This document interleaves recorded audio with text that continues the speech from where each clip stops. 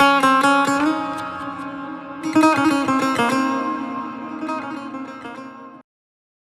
باللہ من الشیطان الرجیم بسم اللہ الرحمن الرحیم الحمد للہ رب العالمین وصلی اللہ علی سیدنا محمد وآلہ الطاہرین۔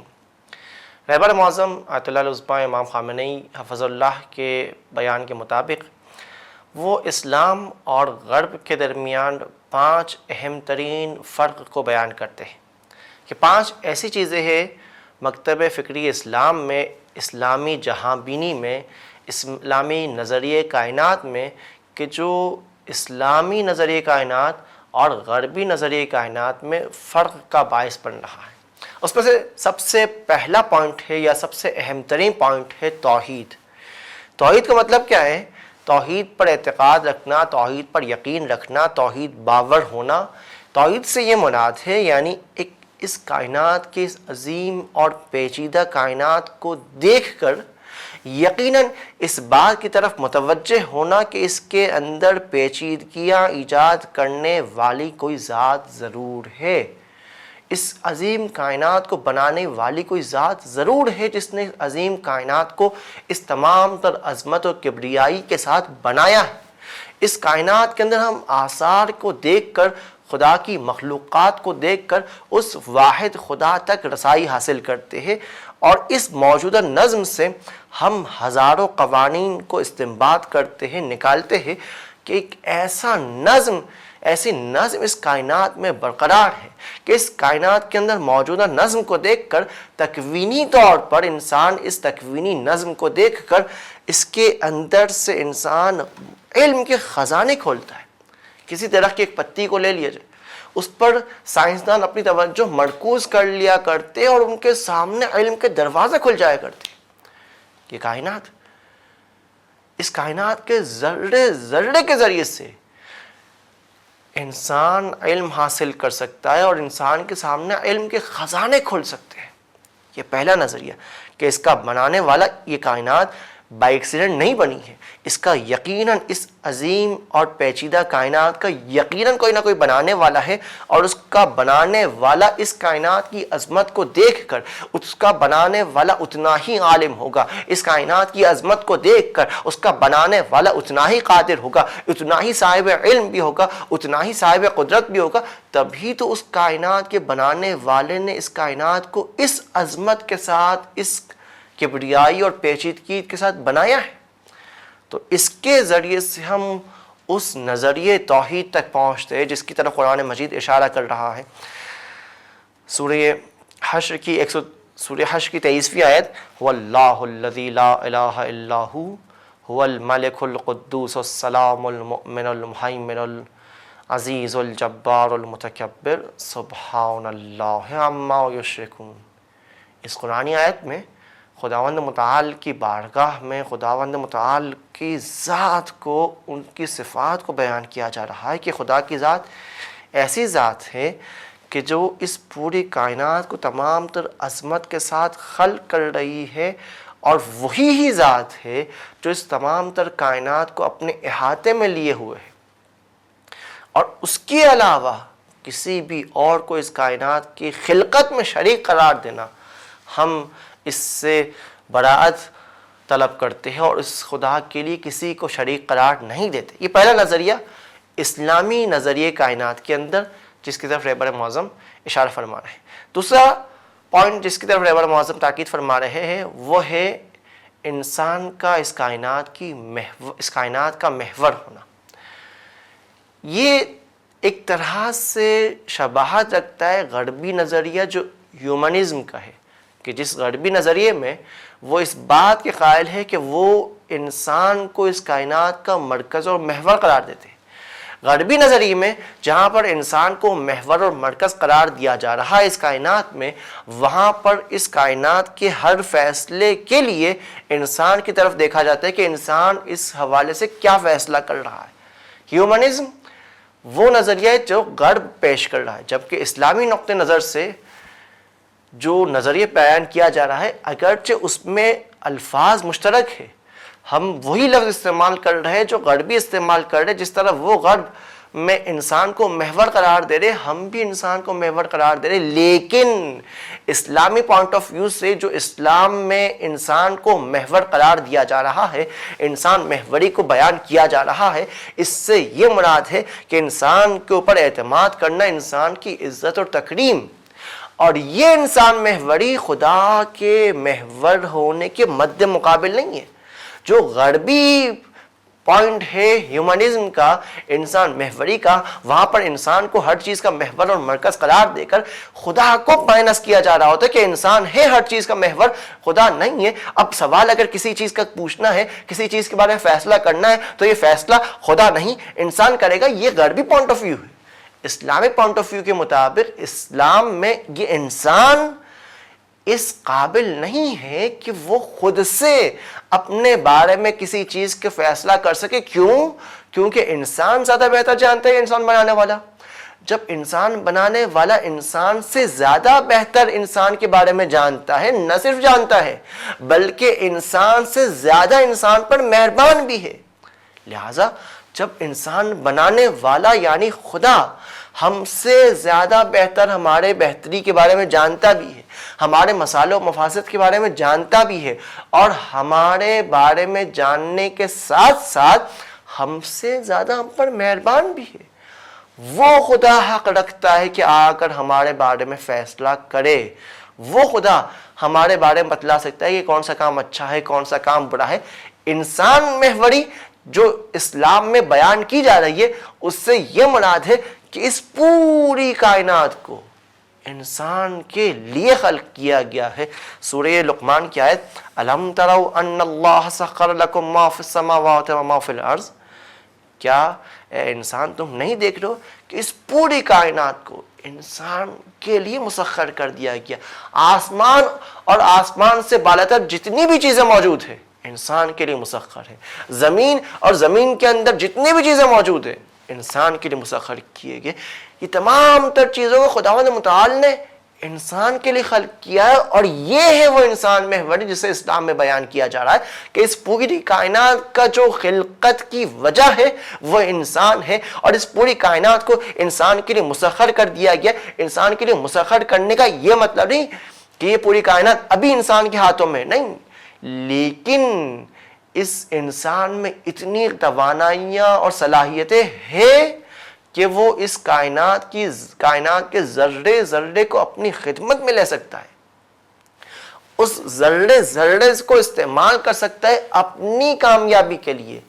اپنے کمال تک پہنچنے کے لیے۔ یہ ہے وہ انسان محوری جسے اسلام بیان کر رہا ہے کہ انسان ہے وہ ذات جسے ذات کے لیے پوری اس کائنات کو خلق کیا گیا، اور پوری اس کائنات کو انسان کی خدمت میں قرار دیا گیا تاکہ انسان اس پوری کائنات کو اپنے کمال تک پہنچنے کے لیے استعمال کرے۔ انسان بہترین طریقے سے اس کائنات کو استعمال کر سکتا ہے۔ یہ زمین یا آسمان، یہ سورج، یہ چاند، یہ تارے، تمام تر خدا کی مخلوقات انسان کے لیے۔ اور پھر قرآن مجید کی آیت میں ارشاد ہو رہا ہے وَلَقَدْ كَرَّمْنَا بَنِي آدم، کہ ہم نے بنی آدم کو تکریم کی، بنی آدم کو کرامت عطا کی۔ انسانیت کو جو کرامت خداوند متعال عطا کر رہا ہے وہ اسی طرح عطا کر رہا ہے کہ اس کائنات کی تکوین میں چاہے آپ دیکھیں، چاہے تشریح میں آپ دیکھیں، ہر جگہ خداوند متعال نے انسان کو اس کائنات میں بطور محور قرار دیا ہے، اور یہی وجہ ہے انسان کے اس کائنات میں کمال تک رسائی کے لیے کہ انسان ان تمام تر ابزار اور ٹولز کو استعمال کرے، اس کائنات کے ہر چیز کو استعمال کرے اپنے کمال تک پہنچنے کے لیے۔ یہ دوسرا point of view Islamic cosmology کے حوالے سے یا اسلامی نظری کائنات کے حوالے سے جسے رہبر معظم بیان فرماتے۔ تیسرا نظریہ ہے، تیسرا پوائنٹ ہے یہ کہ انسان مرنے کے بعد ختم نہیں ہو جاتا، بلکہ موت انسان کے ختم ہونے کا نام نہیں، موت نام ہے انسان کے منتقل ہونے کا۔ اور کتنا بہترین ہے یہ لفظ جسے ہم اردو زبان میں بھی استعمال کرتے ہیں کہ اگر کوئی شخص اس کا انتقال ہو جاتا ہے تو ہم لفظ انتقال کو استعمال کرتے ہیں۔ ہم یہ کہتے ہیں کہ فلاں شخص کا انتقال ہو گیا۔ انتقال ہونے کا یہ مطلب نہیں کہ وہ شخص ختم ہو گیا، مر گیا، نیست و نابود ہو گیا، نہیں، بلکہ انتقال کا یہ مطلب ہے کہ وہ ایک عالم سے دوسرے عالم میں منتقل ہو گیا ہے۔ ایک عالم سے دوسرے عالم میں منتقل ہونا بالکل اس طرح ہے کہ انسان ایک مکان سے دوسرے مکان میں منتقل ہوتا ہے، بالکل اس طرح ہے جس طرح انسان اپنا ایک لباس تبدیل کر کے دوسرا لباس اپناتا ہے، انسان اپنے اس جسم کو اتار کر نیا جسم اپناتا ہے۔ ان تمام تر چیزوں کا یہ مطلب ہے کہ انسان کی حقیقت باقی ہے، انسان کی حقیقت ختم نہیں ہو رہی۔ وہ چیز جس میں تبدیلی آ رہی ہے وہ ہے انسان کے جسم میں تبدیلی آ رہی ہے کہ انسان جس دنیاوی جسم چھوڑ کر اخروی جسم اپناتا ہے، برزخی جسم اپناتا ہے، برزخی جسم چھوڑ کر قیامتی جسم اپناتا ہے۔ انسان کے جسم میں تبدیلی آ رہی ہے، انسان کی حقیقت میں، انسان کی روح میں تبدیلی نہیں آ رہی، اور انسان کی حقیقت منتقل ہو رہی ہے ایک عالم سے دوسرے عالم تک۔ انسان کبھی بھی مرنے والی چیز نہیں ہے کہ انسان اس کا مرنے کے بعد ہم اسے کہے کہ انسان ختم ہو گیا۔ انسان کبھی بھی ختم ہونے والی چیز نہیں ہے، انسان ہے اور ہے اور ہے، باقی رہنے والی چیز ہے، کبھی ختم نہ ہوگا انسان۔ یہ تیسرا پوائنٹ آف ویو ہے انسان اور اسلام کے اس نظریہ کائنات کے حوالے سے کہ انسان اس کائنات میں کبھی ختم نہیں ہونے والا بلکہ صرف اور صرف منتقل ہوگا۔ چوتھا نظریہ کائنات، چوتھا پوائنٹ نظریہ کائنات کے حوالے سے جو بیان فرماتے ہیں وہ یہ ہے کہ انسان کے اندر لامحدود توانائیاں اور صلاحیتیں پائی جاتی ہیں۔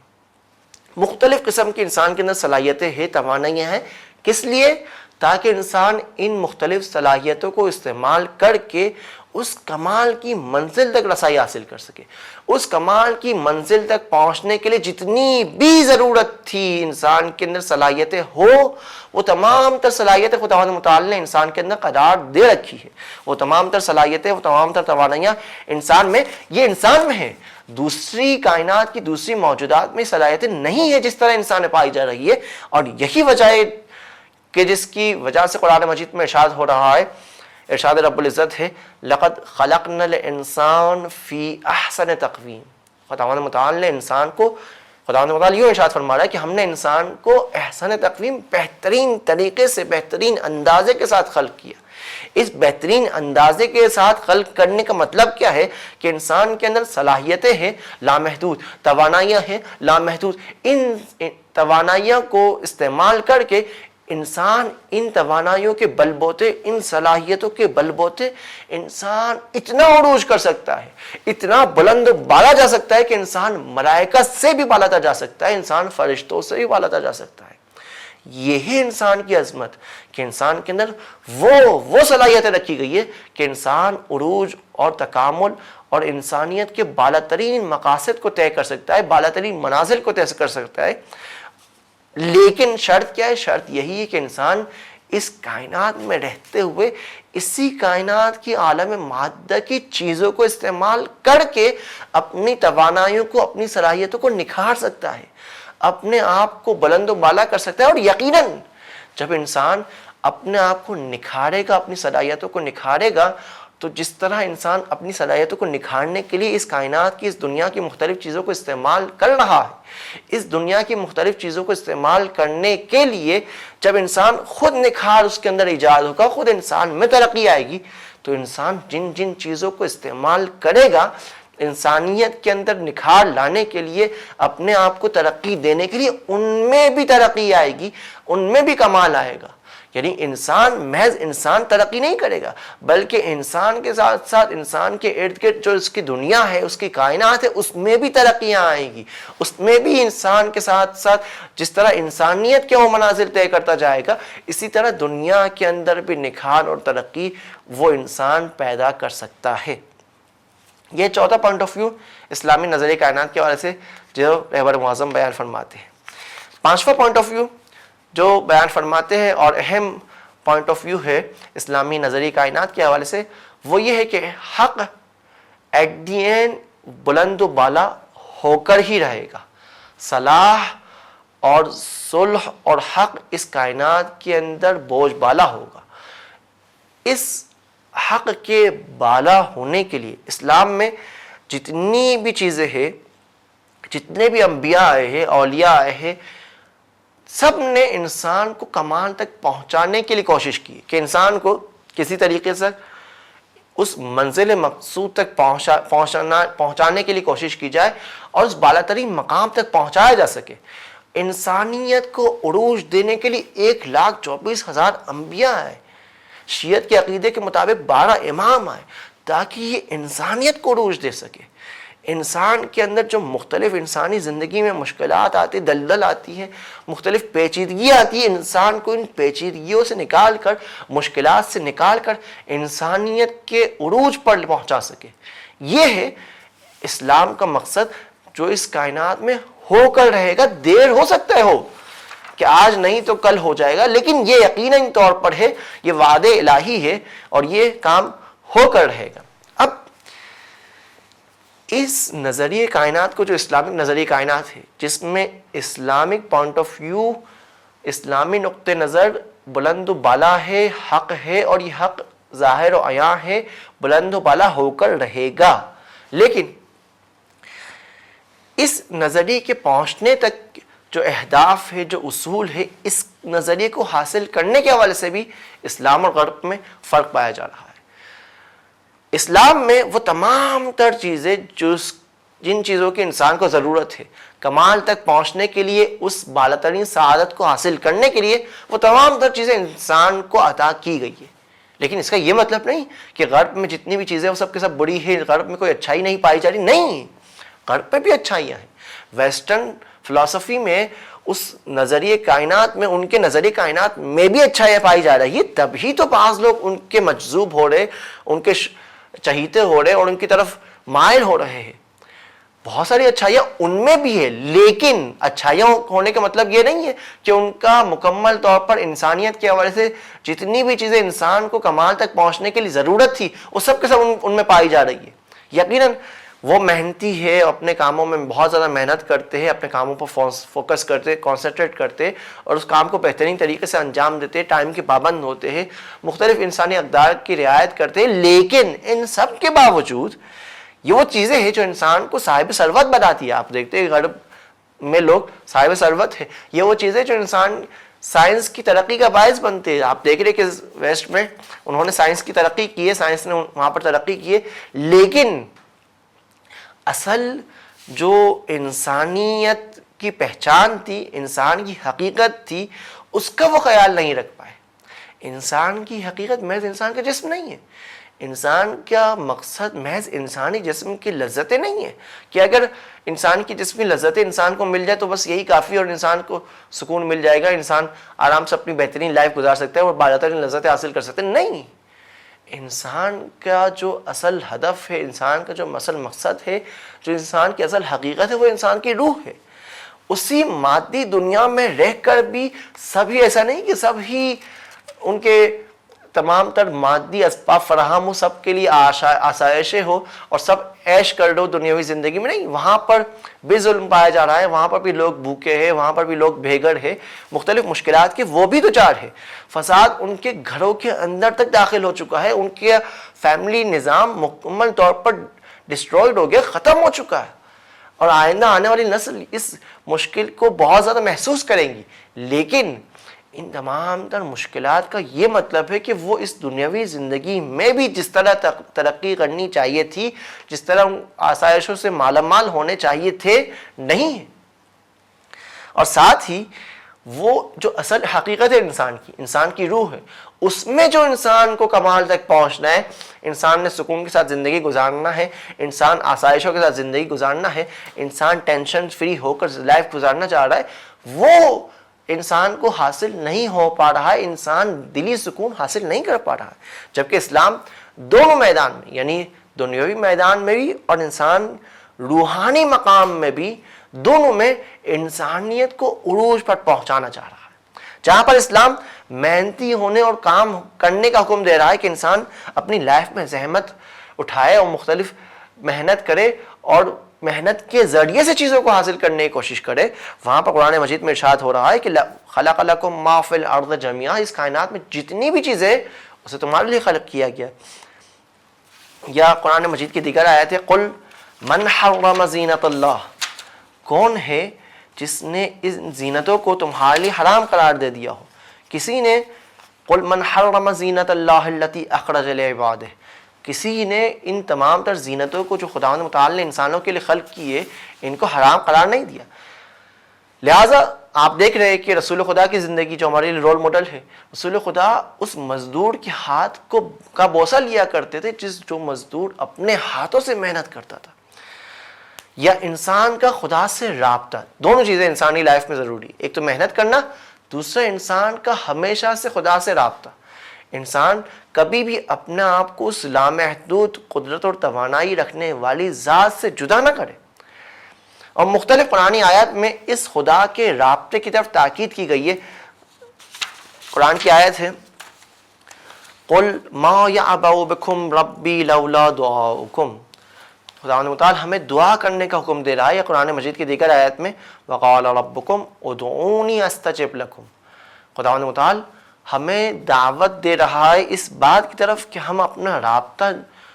خداوند متعال سے جوڑے رکھے, ہم خدا سے متصل رہے, ہم خدا سے متمسک رہے اور اپنی ضروریات کو, اپنی روحانی سکون کو خدا سے طلب کرے. اور محض خدا ہی کی ذات ہے جو انسان کا اس خدا کی ذات سے رابطے کے بعد انسان کی لائف میننگ فل بنتی ہے. یہ ویسٹ میں جو میننگ لیس لائف بن رہی ہے اس کی وجہ یہی ہے کہ ان کا اس لامحدود قدرت اور توانائی رکھنے والی ذات سے تعلق اور رابطہ منقطع ہو چکا ہے, جس کی وجہ سے ان کی لائف میننگ لیس ہو گئی ہے. میننگ فل لائف بنانے کے لیے انسان جس قدر اس خدا سے رابطے میں رہے گا, جس قدر خدا سے رابطے میں رہنے کے ساتھ ساتھ خدا کے ساتھ اپنے اس رابطے کو مضبوط کرتا جائے گا, اس قدر انسانی زندگی میں سکون آتا جائے گا. اور اگر انسان خدا سے غافل رہے, خدا سے رابطہ نہ رکھے, تو اس کی روح مر جائے گی. اور اس روح کو اگر اسی طرح مرا ہوا چھوڑ دے تو انسان پھر انسانیت کے مقام سے نازل آ کر انسان جماعت بن جائے گا. اور پھر قرآن مجید کی آیت کہ کیا اے انسان اب وہ وقت نہیں آیا کہ تم اپنے پروردگار کی طرف لوٹ جاؤ. الم یأن للذین آمنوا ان تخشع قلوبہم لذکر اللہ. کیا وہ وقت نہیں آیا کہ انسان خدا کی طرف متوجہ ہو, خدا سے اپنا رابطہ جوڑے؟ کیوں؟ کیونکہ الا بذکر اللہ تطمئن القلوب. کیونکہ محض خدا سے رابطہ ہے تو انسان کا دل مطمئن رہتا ہے. اگر خدا سے رابطہ نہ ہو تو انسان کا دل مطمئن نہ ہوگا. تو انسانی زندگی میں جتنی بھی مشکلات آ رہی ہے, یہ مشکلات اگر انسان اس لامحدود قدرت اور توانائی رکھنے والی ذات پر اعتماد اور بھروسہ کرے تو انسان کے لیے تمام تر مشکلات آسان ہوتی جائیں گی. اور یہی وجہ ہے کہ اسلام میں سب سے زیادہ زاہد شخص وہ ہے جو سب سے زیادہ محنتی ہو, اور اس محنت کو بھی اپنی تمام تر محنتوں اور زحمتوں کو خدا سے متصل کر دے کہ میں زحمت کر رہا ہوں, یہ محنت کر رہا ہوں, یہ مزدوری کر رہا ہوں, یہ کام کر رہا ہوں, یہ کام میں خدا کے لیے کر رہا ہوں. اس کی بہترین مصداق اس کے لیے مولا امیر المومنین علیہ السلام ہے کہ زحمت اور محنت سے اپنے عرق جبین سے اپنے پسینہ بہا کر کنواں کھودتے تھے, اور کنواں کھودنے کے بعد جیسے ہی پانی اس سے ظاہر ہو جاتا تھا, چشمہ پھوٹتا تھا, فوراً سے اس کنویں سے باہر آتے تھے اور اپنے اسی خاک آلود لباس کے ساتھ قلم و کاغذ پہ لکھ دیا کرتے تھے کہ میں نے یہ کنواں وقف کر دیا مومنین کے لیے, فقراء کے لیے. اس کام کو, اس زحمت کو, اس محنت کو خدا کے ساتھ متصل کر دیا کرتے تھے کہ میرا کام خدائی کام ہے, میں اپنی زحمت اور محنت کو خدا کے لیے کر رہا ہوں. تو یقیناً وہ صاحب ثروت بھی تھے اور ان کی زندگی سب سے زیادہ معنی دار زندگی بھی تھی, میننگ فل زندگی تھی, کہ جس کی وجہ سے وہ بہترین بالاترین کمالات کے مالک بھی رہے, انسان کے اس بالاترین درجے پر بھی وہ فائز رہے. اور یہ ہے ہمارے لیے رول ماڈل کہ ہم بھی اگر یہ چاہ رہے ہیں کہ ہم اپنی لائف میں میننگ فل لائف ہو, پرسکون لائف ہو, اور اپنے لائف کو بہترین طریقے سے گزار سکے اور انسانیت کے مقامات پر عروج کر سکے, تو انسانی زندگی میں زحمت اور محنت کے ساتھ ساتھ ہمیں خدا کے ساتھ رابطہ رکھنے کی ضرورت ہے. خداوند متعال کی بارگاہ میں دعا ہے کہ خداوند متعال ہمیں ان دونوں میدان میں کہ ہم اپنی لائف میں زحمت بھی کر سکے، محنتیں بھی کر سکے، اور ان محنتوں کو راہ خدا میں ہم استعمال کر سکے، اور راہ خدا میں ہم اپنی زحمتوں کو اپنی کاوشوں کو راہ خدا میں عطا کرے۔ وفقنا اللہ وإیاکم۔ السلام علیکم ورحمۃ اللہ وبرکاتہ۔